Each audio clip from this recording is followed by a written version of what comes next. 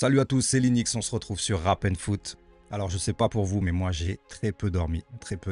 Sous le coup de l'émotion, l'adrénaline, tout ce qui va avec, c'était une soirée historique. Dans cette vidéo, on se retrouve pour le partage de nos émotions et le débrief de ce match, de cette finale historique incroyable. 5-0 contre l'Inter de Milan, s'il vous plaît.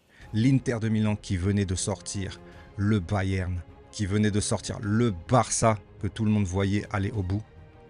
Et nous, on se hisse en finale en leur mettant une manita. Salut. Oh, les interistes. Salut. Putain. Wow. Oh, les émotions. Oh là là. Dites-moi tout de suite dans les commentaires l'émotion que vous avez eue au coup de sifflet final. Même si justement tout le long du match, il n'y a clairement pas eu de suspense en fait. On menait à la 20e 2-0. Sincèrement, j'ai plus souffert contre Liverpool. C'était le match le plus tendu, niveau émotionnel, niveau scénario, que cette finale. La finale avait tout de rêve. La finale, sur papier, était la plus équilibrée de toutes ces dernières années, depuis bien longtemps, sur papier. Et je n'ai jamais vu une finale aussi déséquilibrée dans la réalité. La réalité est telle que le PSG les a écrasés. On les a écrasés, il n'y a pas de mots. Je vous mets tout de suite les compos de ce match et on va détailler tout ça. Regardez-moi ça. Donnarumma, Hakimi, Marquinhos, Pacho Mendes, Joao Neves, Vitinha, Ruiz, Désiré Doué, Désiré Surdoué, Dembélé, Kvaratskhelia, c'était la compo de départ. La mienne était la même, hormis que j'avais mis Barcola en truc. Luis Enrique a eu donc raison de commencer avec cette compo. Il avait déjà la vision. Face à cet Inter qui se retrouvait, pour moi c'est l'équipe type, leur équipe type. Pour moi c'est leur équipe type tout simplement. On avait du Sommer, Bastoni, Acerbi, Pavard qui retrouvait son rôle de titulaire. Une ligne d'attaque défense milieu, leur ligne de 5, leur fameuse, pas de surprise, Di Marco, Mkhitaryan, Calhanoglu, Barella, Dumfries. Et une attaque composée de Martinez et Thuram. Ils avaient tous leurs éléments, tout simplement. Sauf que, regardez, ne serait-ce que par rapport aux notes du match, il n'y a pas un joueur chez nous en dessous de 7. Il n'y a pas un flop, s'il vous plaît. Dans notre équipe, il n'y a pas eu un seul flop. Tout le monde a géré son rôle. Tout le monde avait les consignes en tête. Le match était tout simplement parfait. Du côté de l'Inter, très très déçu. Surtout qu'on restait avec l'image de l'Inter face à ce Barça. Des matchs totalement fous. Une attaque de l'Inter qui avait collé quand même 7 buts sur 2 matchs au Barça, quand même. C'est vraiment pas rien. Et là, complètement à la ramasse. Je n'ai pas reconnu Bastoni. Je n'ai pas reconnu Acerbi. Je n'ai pas reconnu Pavard, même si ça faisait un mois qu'il n'avait pas joué. Si bien que je savais qu'il n'allait pas finir le match. J'ai reconnu personne dans cette équipe. Absolument personne. Donc on ne va pas dire oui, c'était un petit Inter. Non, c'était l'Inter. C'était l'Inter qu'on pouvait voir tous les week-ends. Sauf que ce PSG a été à la hauteur du rendez-vous. On ne s'est pas trompé. On s'est mis sur notre 31, ce 31 mai. Et le PSG a vraiment joué une finale de Champions League. On les a clairement démontés. Une finale historique, ça s'est jamais fait. 5 buts d'écart en une finale. On va passer outre cette compo et je vous mets tout de suite les stats. Regardez les stats. 5-0 score final. Une manita. Tu la vois là? Bon. 3-23 d'expected goals. Ça veut dire qu'on aurait pu en mettre encore et encore et enfiler les perles. Tout simplement. Ils n'ont rien eu. Absolument rien eu. 0-49. Une possession comme annoncé dans mon avant-match, un 60-40. Là, c'est 59-41, mais pour moi, c'est 60-40. C'est ce que je voyais. 23 tirs au total, 8 cadrés. Sur 8 cadrés, on a 5 buts. Sur les 23 tirs, il y a beaucoup qui passent à côté, donc comptés comme non cadrés, et tout aussi dangereux. Donc clairement, on aurait pu finir ce match comme Brest. 7-0, facile. C'était tellement facile, et je dis pas facile, voilà, visuellement, c'était tellement facile. J'avais vraiment l'impression que cette équipe jaune, c'était Nantes, que cette équipe jaune, c'était pas l'Inter. Mais on va pas s'attarder sur ça. Moi, je vais glorifier cette victoire de notre Paris Saint-Germain. On a été stratosphérique. Regardez les stats, tout simplement. Un Désiré Doué qui a été élu homme du match, c'est mérité, amplement mérité. Je vous rappelle qu'il a mis 2 buts, une passe D, tout en sortant pour laisser la place à Barcola. Il n'a même pas joué les 90 minutes pour vous dire. Donc tous ceux qui me parlaient de prolongation, ça va aller en prolongation, tir au but. Les seules prolongations, c'est nos joueurs qu'on a fait pour les faire signer jusqu'en 2029. Arrêtez vos conneries là. Tous ceux qui m'avaient mis dans les commentaires, j'ai même vu un 6-0 Inter. J'espère que tu te reconnaîtras. À quel moment vous êtes hors sol comme ça? Vous n'avez pas vu le Paris Saint-Germain évoluer cette année, quoi? Non, clairement, c'est pas possible. J'ai vu des dingueries. Vous pouvez aller revoir les vidéos. J'étais persuadé de notre étoile. Elle était là. Elle était là. On avait jusqu'à tendre la main pour la choper. L'étoile, elle va y être. Je vous le dis direct, je vais acheter le maillot. Je vais attendre les nouveaux maillots pour la saison prochaine. On en aura 5, donc je vais en choisir le plus beau. Et comme promis, à 500 abonnés, bien entendu, je lancerai un jeu concours pour vous faire gagner, vous aussi, un maillot. Pour fêter le démarrage de la chaîne, qui j'estime a démarré au-delà de mes attentes. Donc merci déjà à tous, merci à ceux qui me suivent, merci à ceux qui s'abonnent, qui me suivent régulièrement, qui commandent surtout. J'aime bien échanger avec vous en fait. Pour l'instant, je ne suis pas à faire des lives, mais dès qu'on va monter en audience, je lancerai des lives bien entendu. En tout cas, vraiment merci à tous pour vos likes, votre soutien, vos partages et surtout votre interaction, c'est ça qui me plaît dans tout ça. Donc je vais zapper clairement la compo et on va se régaler avec des images qui m'ont marqué, notamment celle-ci. Est-ce que vous vous souvenez de cette action qui a mené à un but? Il me semble que c'est le 3e but. L'Inter qui a lâché cette action en croyant que le ballon allait sortir. Pacho qui a cru jusqu'au bout. Regardez dans la position qui se met pour sauver un corner. Ça, c'est pour sauver un corner. Regardez Donnarumma qui lui avait, je pense, laissé le ballon sortir. Il se préparait au corner.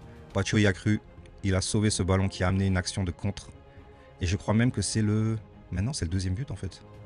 Bref, j'ai pas la rêve sous les yeux, mais je crois que c'est pour le 2e but, la contre-attaque lancée d'Embélé. En tout cas, cette détermination, cette photo me parle, moi, en tout cas. Dans l'esprit combatif, la différence entre le PSG et l'Inter sur ce match, elle était pharaonique, clairement. J'ai jamais vu une finale aussi déséquilibrée, aussi serrée sur papier et déséquilibrée au niveau réalité. 5-0. Oh, oh.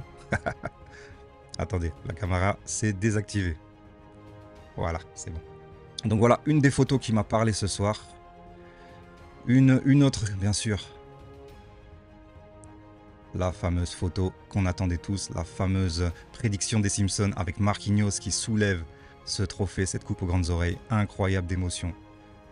Franchement, je vais vous le dire, j'étais vraiment ému sur la réaction de Marquinhos en pleurs avec ses mots. C'était incroyable. Regardez cette photo remplie de joie qui nous rend waouh. C'était vraiment incroyable. Là, si vous vous rappelez de l'émotion, admettons, du titre ou l'émotion de la Coupe de France, on voit que cette émotion est décuplée sur cette compétition, mais c'est incroyable. C'est du x100, du x1000. Sur ce, on enlève celle-là. Une image qui m'a fait plaisir. Désolé, c'est très cruel, mais merci à notre chat blanc, clairement. Merci Mohamed Eni. Merci Mohamed Eni. Sérieusement, il nous a fait le déplacement. Il nous a fait le déplacement et pour les superstitieux, bah, ça compte. Parce qu'à chaque déplacement qu'il a fait et qu'il était pour l'adversaire, ça nous a réussi. Donc on peut tous remercier Mohamed Eni, même l'identifier dans les coms. Waouh. Merci, merci, merci, merci. On a failli le convertir en plus. Je sais pas, la vidéo a coupé à un moment. J'ai vu une vidéo de lui qui changeait son maillot de l'Inter pour aller chasser celui du Paris Saint-Germain. Je sais pas s'il a réellement mis. Si vous l'avez, envoyez-moi là, que je rigole une bonne fois pour toutes. On applaudit Mohamed Eni. Merci Mohamed. Une autre image qui m'a fait sourire. Doué, surdoué, doué. Doué, doué, doué, doué. Il était en mode Lamine Yamal, clairement. Quel joueur, quel joueur. Dites-vous qu'on a troqué Doué l'été dernier au Mercato contre Mbappé. Certains se plaignaient, ouais, on passe de ça à ça. Mais clairement, ouais, on passe de Mbappé à Doué. Doué qui a un avenir, mais incroyable. J'espère juste pour lui que si vous n'êtes pas au courant, cette malédiction du MVP des finales, ces dernières années ont donné au MVP une blessure la saison qui suivait. Rappelez-vous Rodri, rappelez-vous Carvajal, rappelez-vous... il y en a d'autres. C'est au moins, cette stat compte sur les au moins 5-6 dernières éditions de la Ligue des Champions.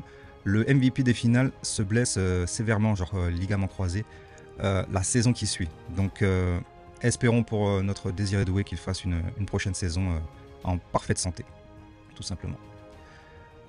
Et puis voilà quoi, pour revenir sur ce match, attendez, les émotions clairement. Donc voilà, pour revenir au match et les détails techniques, c'est clairement une domination totale. Ce parcours en Ligue des Champions était un parcours de champion. Je me demande même comment on a pu perdre contre des équipes comme l'Atlético Madrid, lunaire. Comment on a pu perdre Arsenal, ouais, le premier match, on n'était pas encore rodé, tout ça. Ouais, mais on leur a mis aller-retour. en phase qui compte, en phase à élimination directe. Comme on a pu perdre au Bayern, on a eu un carton rouge en fait, avec cet arbitre Kovacs, qui, notons-le, a fait une bonne prestation, un bon match, 0 erreur. Il a été juste, personne ne peut parler. Il n'y a pas eu d'erreur d'arbitrage, de VAR, de quoi que ce soit, de ce que vous voulez. Il a laissé le jeu jouer quand il fallait le laisser jouer. Il a respecté le football. Donc bravo à cet arbitre qui nous avait pas réussi au match contre le Bayern, perdu 1-0 avec une expulsion de Dembélé, mais qui nous avait aussi réussi à Liverpool. C'était le même arbitre qui nous a qualifiés au tir au but à Anfield. Donc voilà, c'était une petite parenthèse sur l'arbitrage. Très bon arbitre en tout cas, bravo à lui.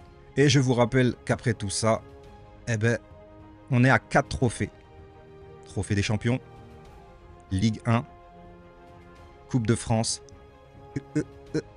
Champions League. Je vous rappelle qu'on peut encore choper Coupe du monde des clubs et qu'on peut choper la Super Coupe d'Europe. Un trophée qui aura lieu le 13 août contre Tottenham. Donc pour vous dire que c'est un match ultra accessible, j'espère qu'on sera en forme à la reprise parce que c'est un trophée à prendre. Une Super Coupe d'Europe.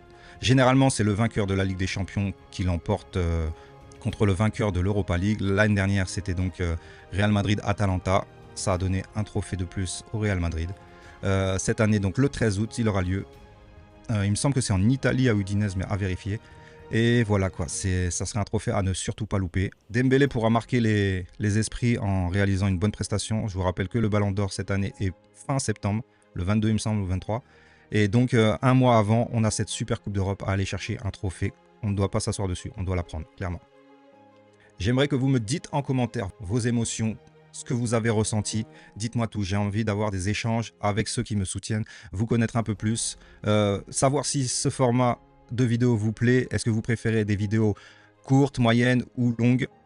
Qui suivez-vous aussi comme youtubeur? J'aimerais bien le savoir, si c'est l'immigré parisien, si c'est Mohamed Eni, si c'est Rekoba, si c'est Canal Central, si c'est Yakidot Seis Panam, si c'est Romain qui parle du PSG, si c'est Talk My Football, si c'est Willow. Il y en a tellement. Moi, personnellement, je regarde toutes leurs vidéos, quasi tous leurs vidéos. Et voilà, j'apprends de ce qu'ils peuvent proposer. J'aime beaucoup leur format.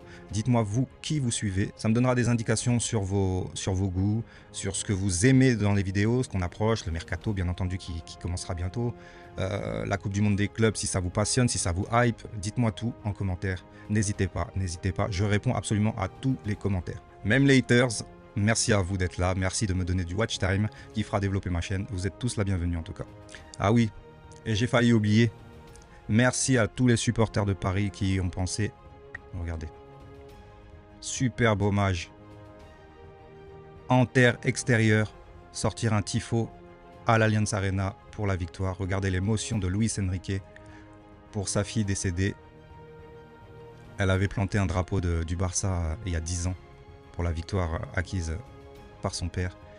Et là, clairement, on ressent l'émotion. Ça m'a vraiment touché de voir cette pensée, parce que sous le coup de l'émotion, on aurait pu oublier ce détail de l'histoire qui fait que Luis Enrique est cet homme qu'il est actuellement.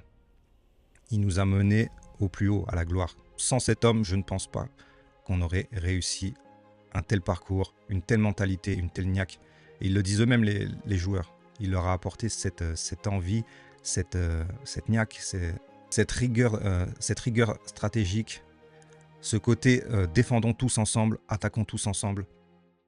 Merci à toi, Luis Enrique. Sincèrement, on a un top entraîneur. Actuellement, je dirais même le meilleur entraîneur du monde. Et merci pour la prolongation. Merci à ceux qui travaillent dans l'ombre de ce club pour le faire évoluer. C'est tout simplement impressionnant ce qu'on a pu réussir en 2 ans seulement. Demi-finale l'année dernière, en ramassant tous les trophées nationaux. Finale, vainqueur de cette Ligue des Champions 2025 en prenant tous les trophées nationaux. C'est vraiment incroyable. Je vous rappelle qu'on passe de Galtier à Luis Enrique, le jour et la nuit. Waouh, bravo. Sur ce, c'était Linux pour Rap and Foot. Je vais vous faire 2-3 autres vidéos dans la semaine pour parler de choses que j'aurais peut-être oubliées, pour revenir sur ce match à chaud, à froid, je sais pas, les émotions sont assez... les émotions sont assez partagées dans ma tête, je suis encore sous le coup de l'émotion. Tout à l'heure aussi, la parade, Je tourne cette vidéo, il doit être midi ce dimanche. Donc il y aura aussi une vidéo pour revenir sur la célébration aux Champs-Élysées, la parade, parler de tout ça avec vous. Et ça me fera énormément plaisir de parler des supporters du PSG, aussi amoureux de leur club que moi je le suis. Donc voilà. Sur ce, c'était Linux. On se retrouve sur Rap & Foot pour une prochaine vidéo. Et champion d'Europe, on t'a dit. Yes. À la prochaine. Ciao, ciao, ciao.